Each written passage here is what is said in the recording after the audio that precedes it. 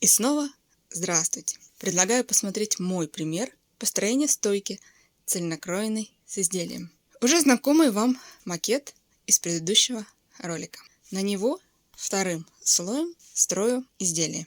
Если сравнить с популярным вариантом несомкнутой горловины с округлыми краями, можно заметить, что разница заключается только в ширине края борта, резной он или нет, перегнут по линии в виде отложного, называемого лацкан, или зафиксирован вертикально. Так что одно построение несет в себе множество вариантов реализации фантазии, а также можно добавить к стойке любой вариант отлета. По отдельности построение отлета, стойки отрезной и стойки цельнокроенной было в роликах ранее. Так что давайте посмотрим, как просто можно построить цельнокроенную стойку с лацканами совместно с участком стойки отрезной по спинке. Для начала надо решить, разрезной ли перед, какой характер застежки, полы внахлёст или в стык. Таких застежек полно. Для чего строить эту стойку, если в прошлом ролике было рассказано о том, как построить цельнокроенные со спинкой полностью. Были ролики с отрезной спинкой и передом, а можно совмещать. Можно стойку цельнокроенную с передом и отрезную от участка спинки, например, когда не хватает ткани. Когда вы хотите совместить по цветам, когда у вас должен отсутствовать шов плеча на участке воротника, возможно, какое-то другое ваше решение, и знать, как можно совмещать разные варианты воротников, отрезных и цельнокроенных, чтобы не смотреть никогда, как, где, кто строит, а уже просто фантазировать и подходить строить выкройки самостоятельно. Это гораздо экономичнее по времени и интереснее. Для начала надо решить, разрезной ли перед, какой характер застежки, полы внахлёст или в стык. Таких застежек тоже полно. Если борта внахлёст, нужно определиться с шириной борта. Какова ширина нахлёста. Далее, откуда начинается перекрытие, отгибающееся от центра. Лацкан. Если борта внахлёст. Это делается чуть выше пуговицы, если они там есть. Нужно определиться, расширена ли горловина, что зависит от модели,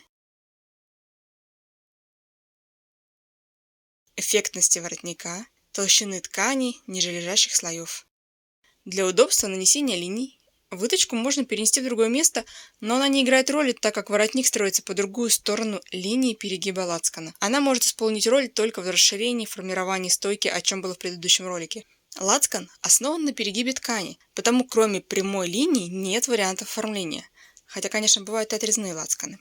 Потому нужно соединить точку расширения горловины и основание перегиба лацкана одной прямой линией, чтобы потом сгибать и разгибать ткань.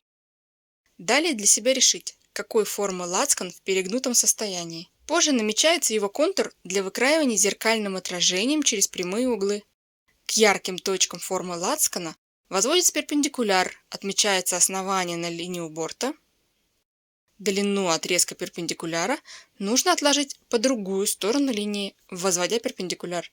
Если форма более сложная, возводится несколько перпендикуляров. Яркие точки лацкана соединяются.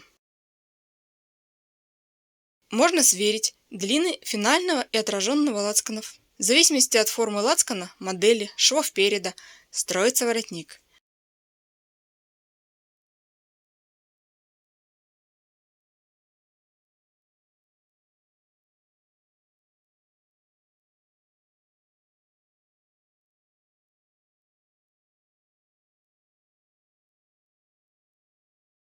Линию перегиба лацкана лучше продолжить вверх после линии плеча. Так как воротник по спинке строится одной деталью с части воротника по полочке, продолжение строится от линии без разрывов в том направлении, как идет линия.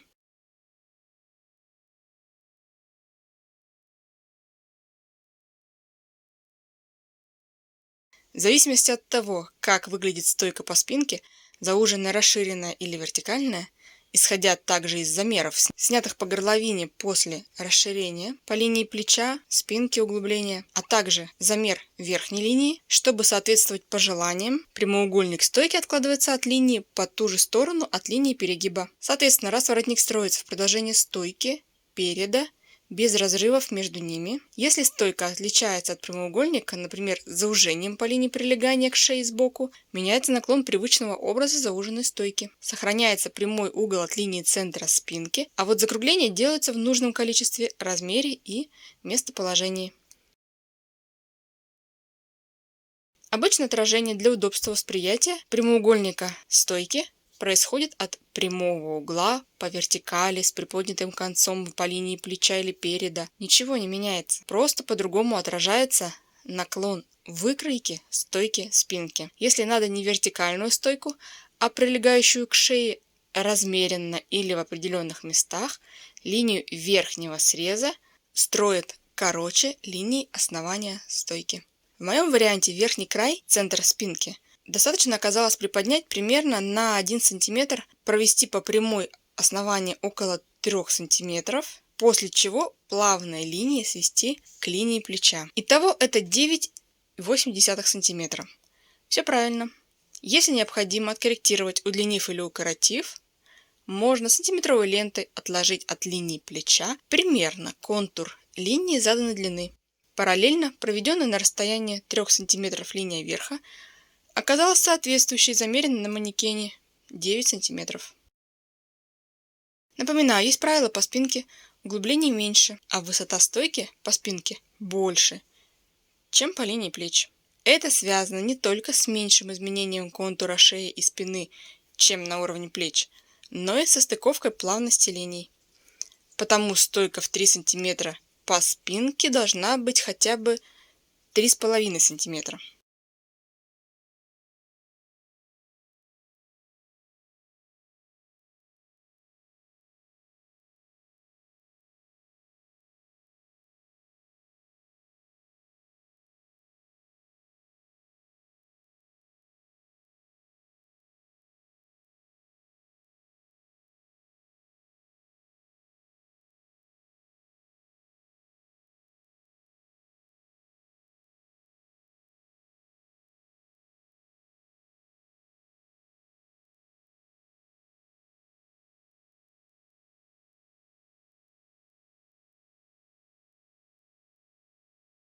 После этого я решила добавить отлет.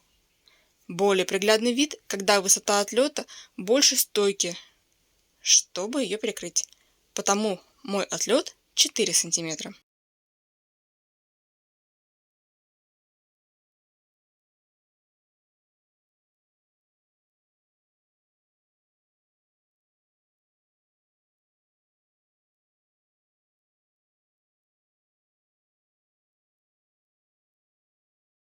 Линия на манекене также отмечена. Чуть шире отлет, чем стойка, чтобы не было излишнего притяжения к стойке, давления на шею по спинке, оттяжки отлета назад, раз по спинке будет узко. В итоге расширила по центру спинки на полсантиметра по линии отлета и на 5 мм в центре по спинке, на 1 см по переду отлета коническим разведением.